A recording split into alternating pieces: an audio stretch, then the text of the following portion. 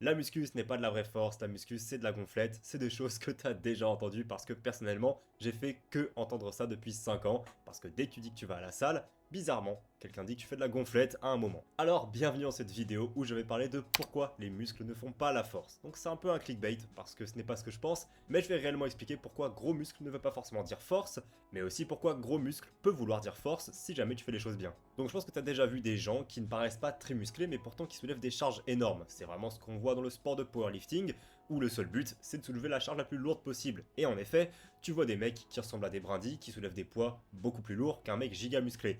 Comment ça se fait tout ça? Ne vous inquiétez pas, je ne suis pas là pour vous faire un cours de physiologie parce que ça ne va pas vous aider. Néanmoins, il existe une formule simple qui s'applique vraiment pour comprendre comment ça marche. Désolé pour les mathématiques, mais c'est plus ou moins ça, on peut exprimer la force de manière très simple, le ratio entre la transmission neurologique et la taille du muscle. Donc on va dire exactement force égale transmission neurologique fois section transversale du muscle. Ça permet de comprendre que la force n'est pas forcément dépendante du muscle, mais aussi des neurones. Ou tout simplement la façon dont ton cerveau dit à tes muscles de travailler.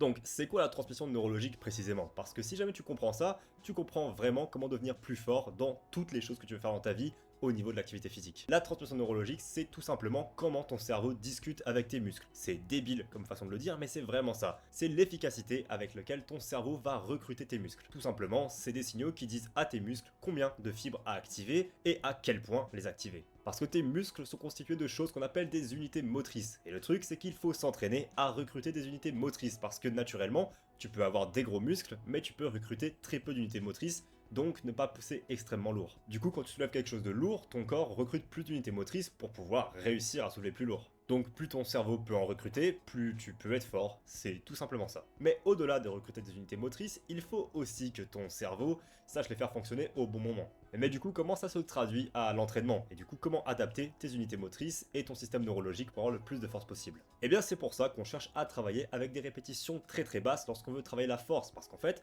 on ne cherche pas exactement à travailler la taille des muscles, mais plutôt le recrutement d'unités motrices. Et il y a plus de recrutement d'unités motrices quand le poids est beaucoup plus lourd, parce que forcément, il faut soulever cette charge. C'est pourquoi, sans gagner de masse musculaire, tu peux techniquement travailler la force et devenir extrêmement fort sans prendre en masse musculaire. Évidemment, d'une certaine manière, tu vas forcément gagner un peu de masse musculaire parce que tu vas souvent emmener des choses à l'échec, mais tu vas principalement travailler ton système neurologique. C'est pour ça qu'on fait toujours une distinction entre entraînement pour l'hypertrophie, c'est-à-dire pour augmenter la taille des fibres, et l'entraînement de force. Et bien que les deux ils peuvent être liés et que l'un n'exclut pas l'autre, tu peux quand même mettre plus en priorité la force ou le muscle. Donc oui, en effet, techniquement, si tu prends un mec qui fait uniquement du bodybuilding et de l'hypertrophie et de la taille des muscles, il va prendre en force, mais par exemple, il serait à un développé couché de 80 kg, mais son potentiel max serait 180 kg si jamais il se mettait à le travailler. Alors que quelqu'un qui est très fin et qui fait 140 kg développé couché sera maximisé à fond, et lui, son unique moyen de progresser, ça va être de prendre en masse musculaire. Tu vois, c'est un peu deux problèmes qui se relient au milieu, il y en a un qui travaille pas assez et l'autre qui travaille pas assez. Mais du coup, quand tu prends tout ça en compte, est-ce que la taille des muscles, ce n'est pas le meilleur prédicteur pour la force globale?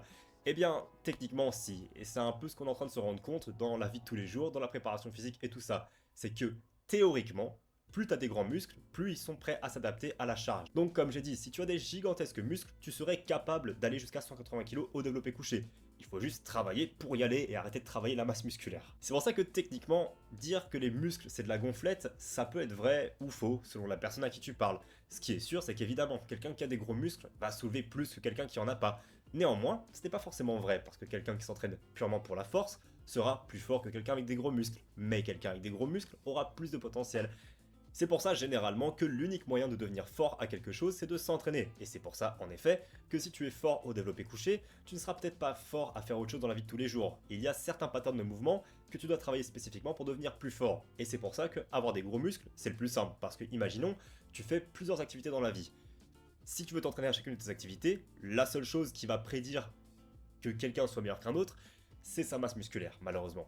Néanmoins, parce que beaucoup d'activités nécessitent un entraînement super précis pour devenir plus fort, je pense à la gymnastique, à l'haltérophilie, au powerlifting, au street workout ou à n'importe quel autre sport qui demande de la force, ça demande tellement un entraînement tellement spécifique que tu n'as quasiment pas le temps de travailler la taille de tes muscles. Donc généralement, les gens seront quand même plus forts en étant spécifiques qu'en ayant des gros muscles. Encore une fois, c'est des petits détails par-ci par-là. Techniquement, oui, quelqu'un qui a des très gros muscles aura plus de chances d'être plus fort dans quelque chose qu'une autre personne. Néanmoins, le régime nécessaire pour garder et maintenir cette masse musculaire n'est pas forcément compatible avec l'entraînement giga strict, technique et précis pour pouvoir optimiser les capacités neurologiques.